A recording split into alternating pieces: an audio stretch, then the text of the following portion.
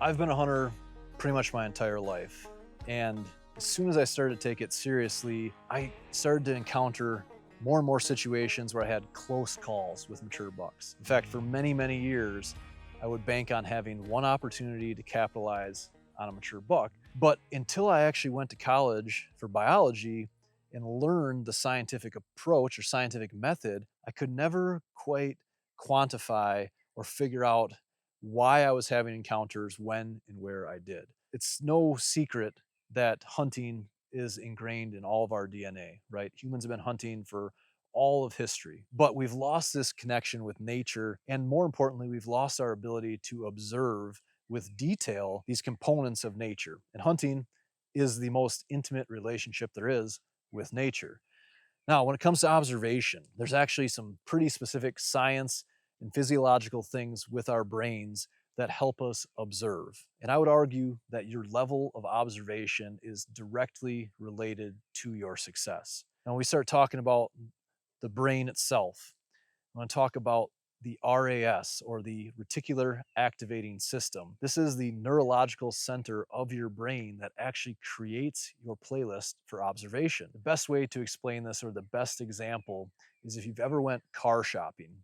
You go to a car dealership, you go there, you pick out a make, a model, or a color that seems relatively unique and new to you. But as soon as you leave that dealership, you start to see that car, whether it's the color or the model of that car, all around town. What's happened there is you've now programmed that reticular activating system to observe that component in your environment. Without that system, we would be constantly overstimulated with all of the things in our environment. So that really is important in dictating what our brain acknowledges, or what we observe, and what it ignores. That all comes into play with what I refer to as the scientific approach to hunting strategy. And it's pretty simple. We're simply using logic and a system to objectively analyze our current hunting situation, right? How do we do that? Being that observation is so critical, that is the first step in this scientific approach to hunting strategy. So, the first thing that you're going to want to do is observe and analyze your situation based on your goals. So, simply ask the right questions based on the goals that you're trying to obtain. The next step in this process is to research and collect information.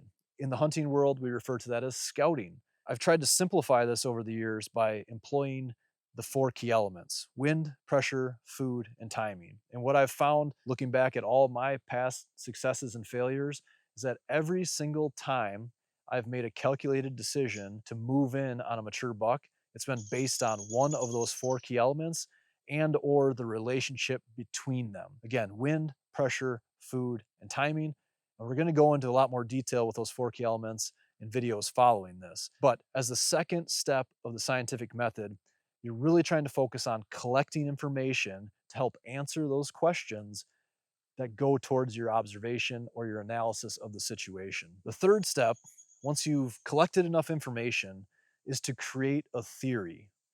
Now, the more information that you collect, the more precise that theory will be. So you might have a very simple theory that, this buck is on your property and he's using that food plot. And you can prove that theory, which would be the fourth step, where you're trying to test that theory, prove or disprove that theory. You can do that by utilizing trail cameras or firsthand observation, whether it's glassing from a distance or sitting in the tree stand and actually hunting. But when you have a very simple theory based on less information, like yes, that buck is showing up on that food plot, it's only going to benefit you to a certain level. So the more information that you collect, the more precise that theory can become. And a more precise theory would be that buck is bedding in this specific area. He's moving through this specific pinch point or near a specific stand location, and he's ending up on that food plot.